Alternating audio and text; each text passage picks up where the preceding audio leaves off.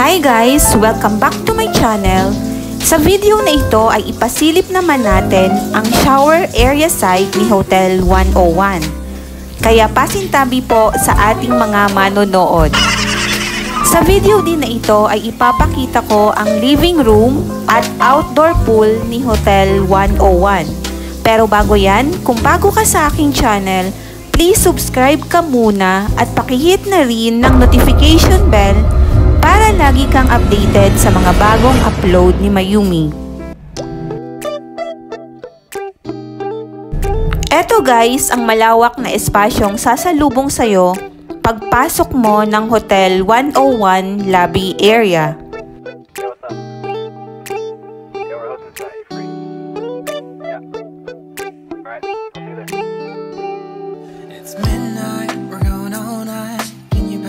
At dito sa kanilang reception area ay ipapakita natin ang ating booking reservation at kailangan magbigay ng ID at ID ng ating mga kasama.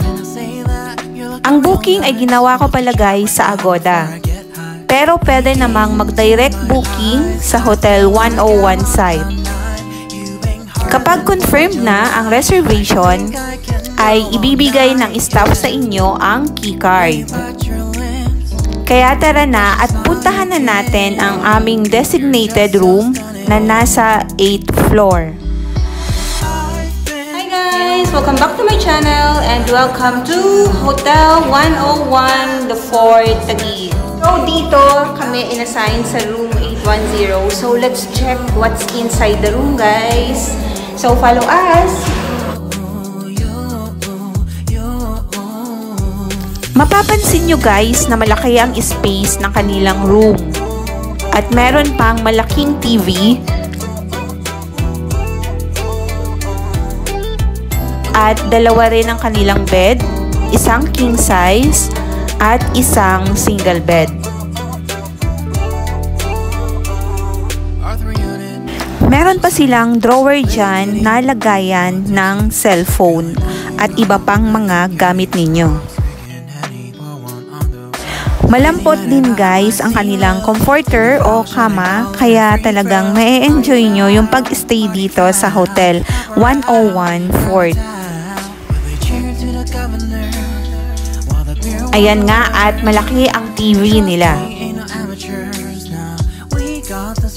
Guys, tingnan naman natin ngayon yung outside view ng ating kwarto. Ayan yung SM Aura, kitang-kita.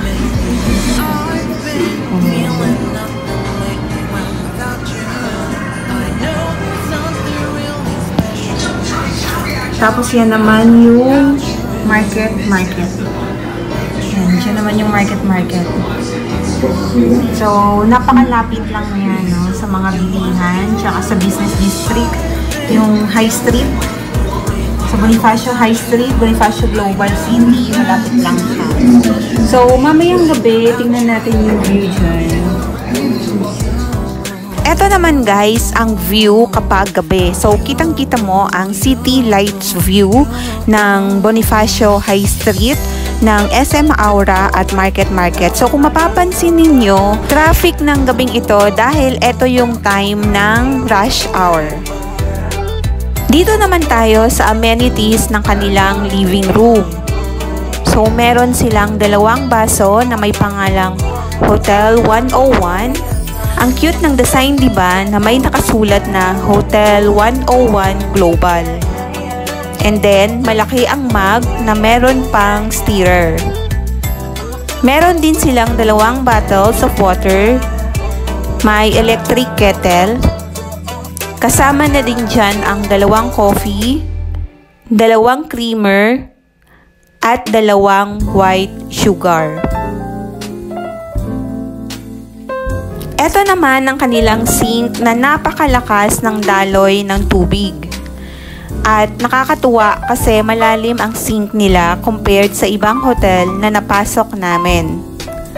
Nakakatuwa pa nito dahil meron din silang microwave. At nagamit namin yan guys nung nag-init kami ng fried chicken dyan. Ito naman ang kanilang spare cabinet.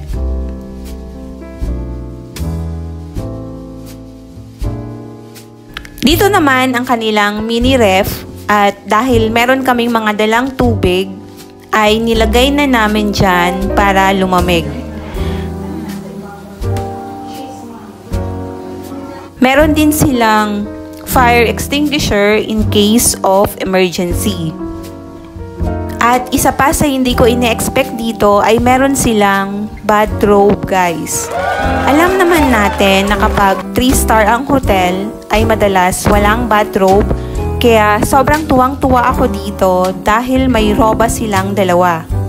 Kaya ayan, picture-picture tayo guys at savor the moment. Isa pa sa nagustuhan ko dito sa Hotel 101 Fort ay dahil meron silang flashlight available in case of emergency. Kaya sulit na sulit ang stay namin dito sa Hotel 101 Fort na parang Airbnb ang style ng kanilang room.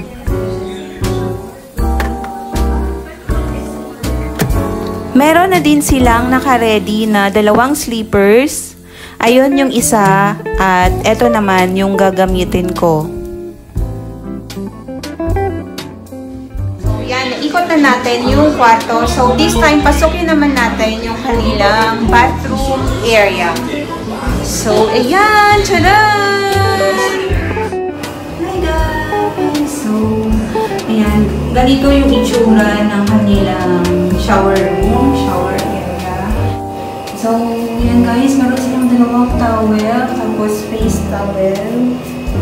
Tapos yan, yung ilalagay natin dito sa floor para kung merong mga tubig na kumalat. Tapos, eto na yung kanilang shower. And then dito, meron silang naka-bottle, no? Nice, no? Kasi meron pa rin silang naka-bottle. So, yan, body wash. Ito naman, shampoo. So, ito naman ay conditioner. So, yan, gagamitin na lang natin yan later. Halatang na-enjoy namin dito ang paggamit ng kanilang shower. Dahil meron itong hot and cold water at glass pa yung door, kaya super enjoy kami sa paligo dito. Meron din silang blower pampatuyo ng ating buhok. Dito naman ay meron silang lotion, shaving kit, shower cap, at vanity kit. Ay, meron pang pantahi sila guys. So, nice no? Ngayon lang ko nakakita ng hotel na may ganito. Meron silang pantahi. Meron pang botones sa loob, vertible.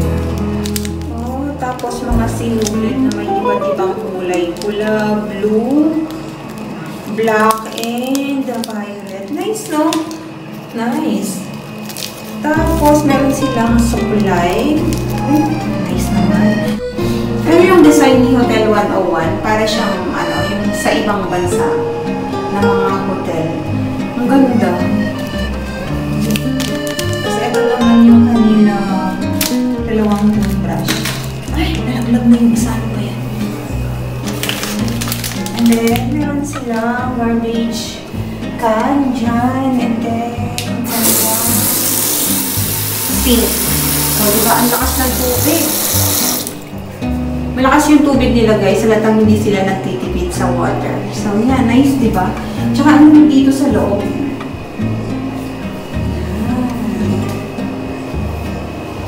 Isa pa dito pa yan. Oh. So, ayan guys, samahan niyo ako dito mag-stay ng 1 day sa Hotel 101, The Fort, Taguig, na malapit sa SM Aura at Market Taguig. So, ayan guys, next video natin ay hahanapin naman natin yung pool area. So, see ya! Excited ka na sa... Yes! Okay.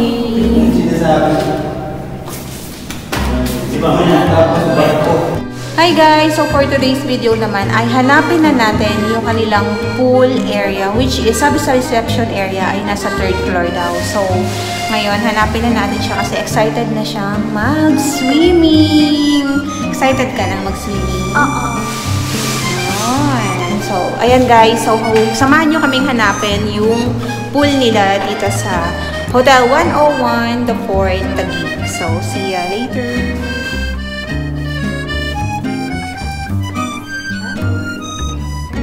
Dito sa 3rd floor guys, kung saan located ang swimming pool, ay dito din located ang kanilang restaurant o canteen.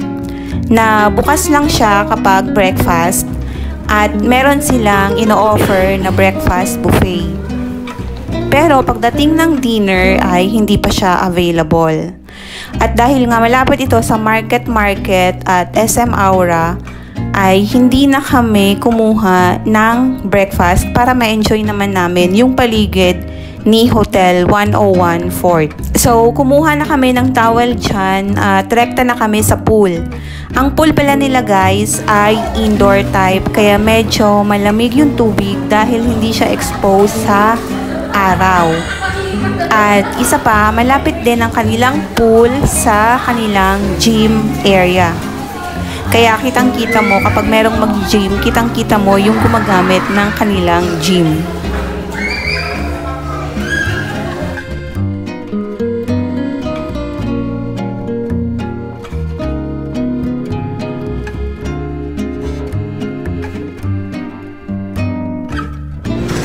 Hi guys! So ayan, tapos na kaming mag-swimming. Ano masasabi mo sa pool nila? Hindi masyadong malalim. Hindi daw masyadong malalim pero okay naman. Na-enjoy niya naman. So, yan guys. Overall naman, masasabi kong sulit na sulit yung pagstay namin dito sa Hotel 101 Fort dahil nga sulit naman yung room na parang pang 4-star ang hotel. Kaya kung gusto nyo rin magstay dito guys, ay mag-book na kayo sa Agoda or direct booking sa Hotel 101 Fort. Hi guys! So ayan, tapos na tayong mag-shower. So isa sa pinakamasarap na feeling ay yung mag-shower guys. So ayan, see you in a bit ulit. Hi guys! So ayan, dapat gagamitin ko itong kanilang blower. Kaya lang, hindi siya gumagana. Ayan, di ba? Nakasaksak na siya. Tapos merong on yan. And then, eto, pipindutin mo na lang. Kasi yung sa likod niya, bali merong yung likod niya dapat merong pin and box. Yan. Pero subukan natin siyang i-on. Ayaw yung gumana guys. So, yun lang. Hindi natin magagamit yung blower para magpatuyo sana ng buo. Yan. So, sad lang na hindi natin nagamit itong blower na to.